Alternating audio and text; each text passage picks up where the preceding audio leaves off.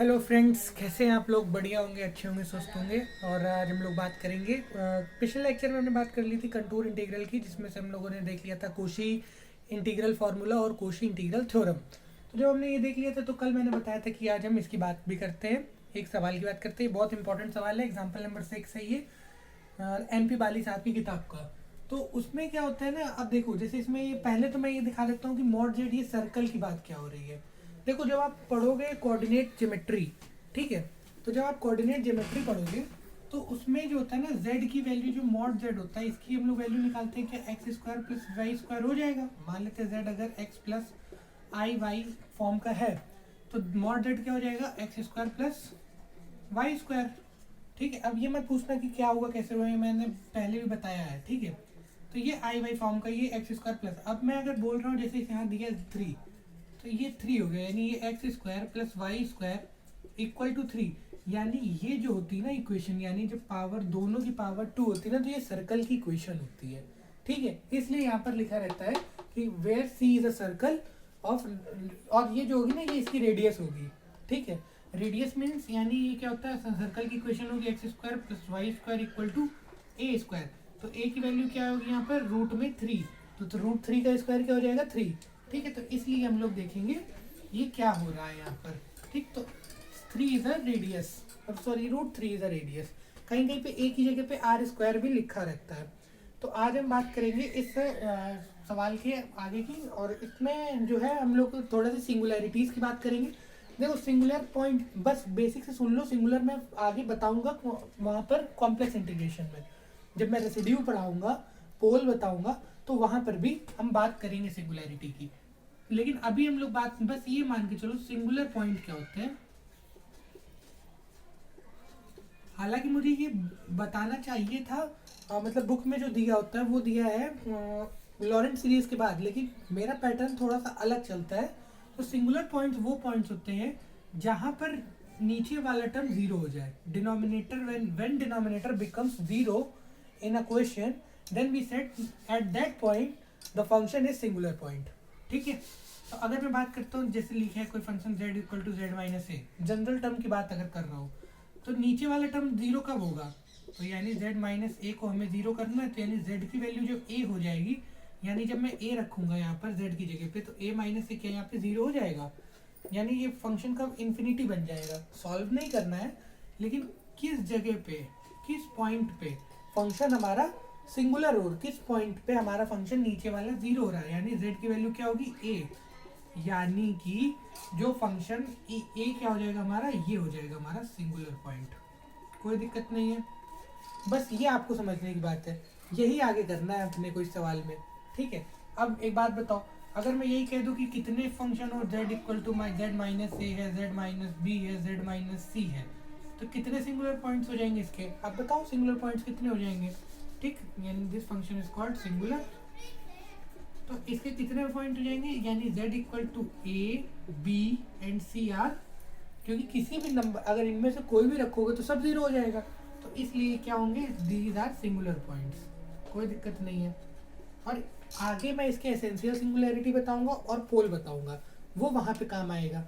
अभी बस हम यहाँ पे देख लेते हैं, और मैंने क्यों लॉरेंट पहले उठा ली थी इसका भी कारण अभी समझ में आएगा आपको।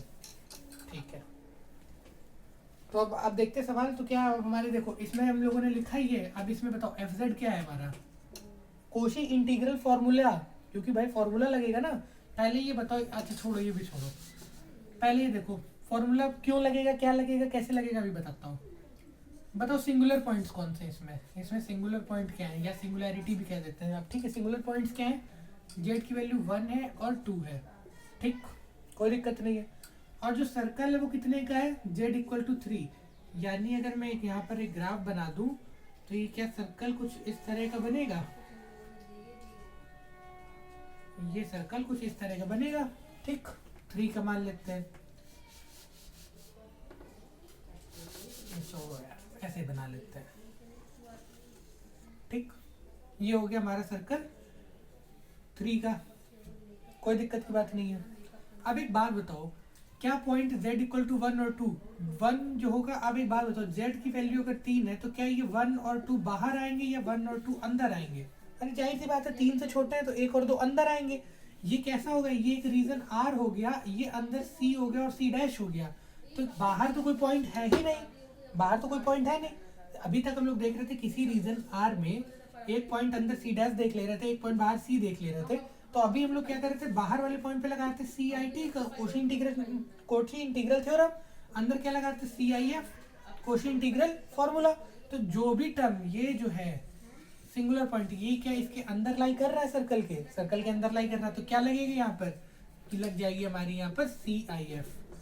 ये इससे पता चलेगा कि क्या लग रहा है, रीजन देखो, सिंगुलर पॉइंट देखो, सिंगुलर पॉइंट अगर अंदर है तो जीरो हो गया, सॉरी अंदर है तो कोशी इंटीग्रल फॉर्मूला, बाहर हो जाएंगे तो जीरो लगा देंगे, वैल्यू जीरो हो जाएगी, कोई दिक्कत की बात नहीं है। अब देख लेते हैं आगे। तो हमने ये सर्कल बना दिया, सर्कल कंप्लीट कर लिया, तो हमें ये पता चल गया कि भाई ये जो है फंक्शन इसके अंदर लाई कर रहा है, कोई दिक्कत नहीं है। अब बताओ एफ जेड, अब फॉर्मूला लिख लेते हैं हम लोग एफ ए, क्योंकि अब हमें निकालना होगा एफ ऑफ ए।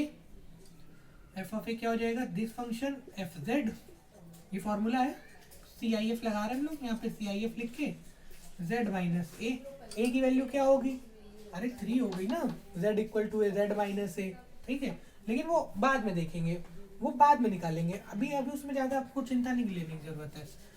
और सॉरी ए की वैल्यू ये नहीं होगी, वो मैं आगे बताता हूँ क्या होगी, ठीक है, डी जेड और 1/2 पाई आयोटा। देखो क्वेश्चन में लिखने का जो बुक होती है ना, बुक में लिखने के तरीके में 1/2 पाई आयोटा को आगे लगा देते हैं, लेकिन मेरे को समझ में आता है ये अगर इससे लिखोगे ना तो ज़्यादा आपको बेहतर तरीके से समझ में आएगा, ठीक है। ये हमारा सी आई एफ का भाई फॉर्मूला हो गया, कोई सी आई एफ लगा दिया हमने, ठीक। लेकिन क्या ये ऐसे तो निकलेगा नहीं, ऐसे तो सॉल्व होगा नहीं, क्योंकि भाई हमारे पास तो फंक्शन क्या है, ये है ना फंक्शन हमारा, ये तो हमने बताया कि भाई लाई करेगा इसलिए सी आई एफ लगेगी। लेकिन इसके लिए हम लोग क्या करेंगे, सबसे पहले क्या करेंगे, this term z minus 1 and z minus 2, इसका क्या करेंगे, अब हम लोग पार्शियल फ्रैक्शन करेंगे, इसीलिए मैंने पार्शियल फ्रैक्शन पहले बताया था। और जो काम केवल पार्शियल फंक्शन से हो जा रहा है, जो काम पार्शियल फ्रैक्शन से हो जा रहा है, तो पहले लॉरेंट कर ली, काम खत्म हो गया लॉरेंट का, 10 नंबर आपके पक्के हो गए।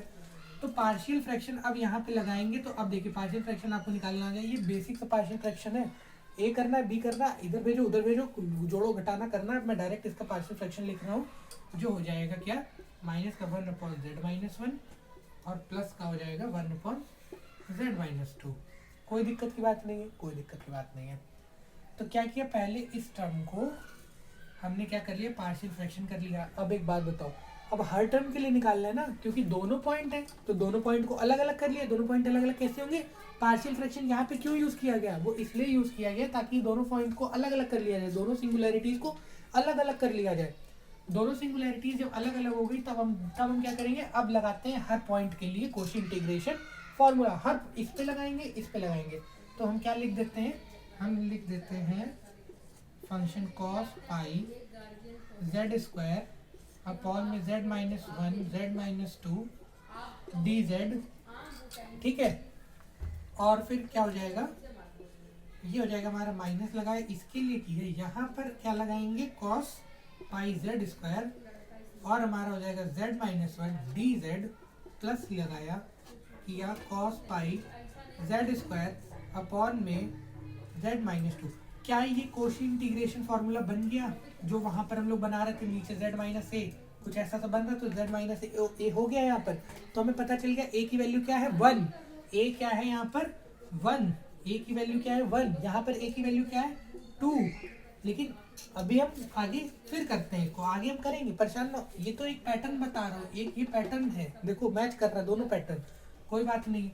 इसकी वैल्यू क्या हो गई, इसकी वैल्यू अगर मैं केवल इतने की वैल्यू निकालूं तो क्या ये 2 पाई आयोटा उधर चला जाएगा, कोई दिक्कत नहीं होगी, 2 पाई आयोटा उधर चला गया, तो इसकी जगह पे क्या आ जाएगा, माइनस पहले से लगा रहेगा और एक आ जाएगा 2 पाई आयोटा एफ ऑफ 1।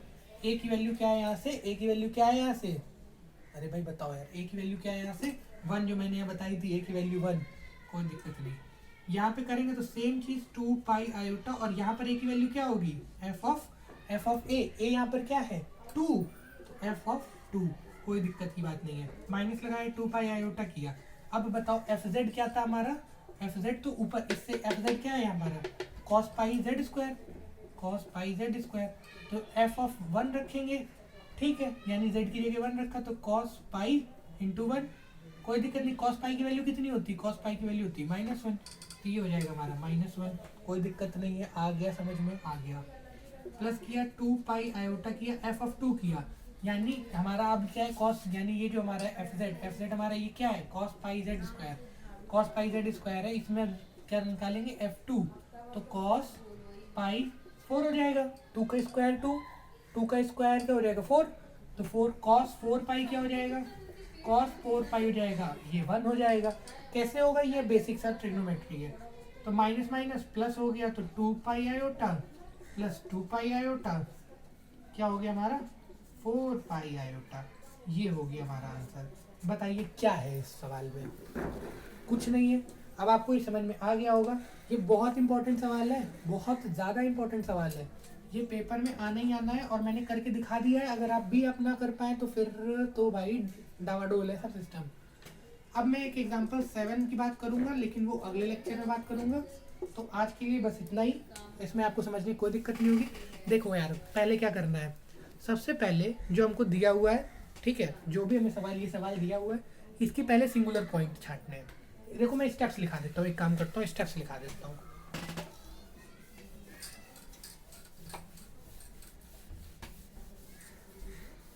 एक इधर मैं स्टेप्स की बात करूँ, ठीक।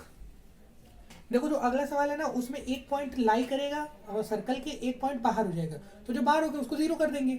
समझिए समझिए, मैं बताऊंगा, परेशान मत होइए, वो तो मैं बता देता हूँ ताकि आपको कोई समस्या ना आए, ठीक है। तो पहला स्टेप है, किसी भी सवाल का अगर इस तरह का सवाल दिया हुआ है, ठीक है, कोशी इंटीग्रल थ्योरम या कोशी इंटीग्रल फार्मूला लगाने के लिए, ठीक, अगर वो बोल रहा है, कहीं कहीं पे लिखा रहता है ना यूजिंग कोशी इंटीग्रल फार्मूला, तो भी इसका मतलब यही होगा। कभी कभी एग्जाम्स में ऐसा भी पैटर्न आता है। तो पहला स्टेप है, स्टेप फर्स्ट है, फाइंड आउट द सिंगुलैरिटीज और सिंगुलर पॉइंट्स कह लो, सिंगुलर पॉइंट्स, ठीक। फिर क्या करना है, स्टेप 2 क्या है हमारा, इस सर्कल की रेंज देखो, रेंज ऑफ रीजन। अब यहाँ पे सर्कल है, कभी स्क्वायर दे देगा, कभी वर्टिकल, वो ट्रायंगल दे देगा, कुछ भी दे देगा, क्लोज सरफेस होना चाहिए बस। रेंज ऑफ रीजन, फिर क्या करेंगे, रीजन चेक करेंगे, इसके 2 पॉइंट, 2 पहलू हो सकते हैं, दोनों इसके 3 पहलू हो सकते हैं, दोनों point, both points lie inside the region, ठीक है, जिसका सवाल आज हम लोगों ने देख लिया। 1 पॉइंट लाई इनसाइड, एक पॉइंट हो सकता है, एंड 1 आउटसाइड, एक बाहर हो सकता है, इसका कल देखेंगे। बोथ पॉइंट्स लाई आउटसाइड, दोनों पॉइंट बाहर हो सकते हैं, ठीक है। अब ये हो गया। अब जैसे मैंने इस सवाल की बात करी, ठीक, ये नोट करते चल रहा है, ये नोट करते चल रहा है, बहुत इंपॉर्टेंट है। आपको मैं बता रहा हूँ, कोई भी सवाल लगाने के 4 तरीके हैं, बस 4 स्टेप्स हैं। अब हो गया। अब अगर मान लेते पहला केस है, ठीक, ये मान लेते हैं ये हमारा पहला केस है, ये सेकंड केस है, ये थर्ड केस है। If the first case apply Cauchy integral, then step third है, देन अप्लाई CIF और CIT, कोशी इंटीग्रल थ्योरम। अगर एक बाहर है तो CIT लगेगा, CIF लगेगा, दोनों बाहर है तो CIT लगेगा, एक अंदर है और दोनों अंदर है तो CIF लगेगा। देन अप्लाई CIF और CIT as demand of question. बस उसके बाद क्या है, डिमांड ऑफ क्वेश्चन। और नहीं, ये नहीं, ये तो रेंज निकाल ली। अब देखो इसके बाद क्या, partial fraction, doing partial fraction of the question, ताकि वो पॉइंट जो है, सिंगुलर पॉइंट है, वो अलग अलग हो जाए, इसलिए हमने पार्शियल फ्रैक्शन किया। क्वेश्चन क्यों अलग अलग, क्योंकि डिफरेंशिएट उसका, सॉरी, उसको अलग अलग करने के लिए मैं लिख देता हूँ यहाँ पे, for separate point, separate points. Partial fraction क्यों किया, सिंगुलर पॉइंट्स को अलग अलग करने के लिए। लास्ट स्टेप क्या हो जाएगा हमारा, अप्लाइंग CIF और CIT एज क्वेश्चन डिमांड्स। बस यही 4 स्टेप है, उसके बाद उसमें 3 तामड़ा करना है। बस आज के लेक्चर में इतना ही। तो अब हम आगे देखेंगे एग्जाम्पल नंबर 7, ये एग्जाम्पल नंबर 6 था। तो बहुत बहुत शुक्रिया आप लोग का, थैंक यू।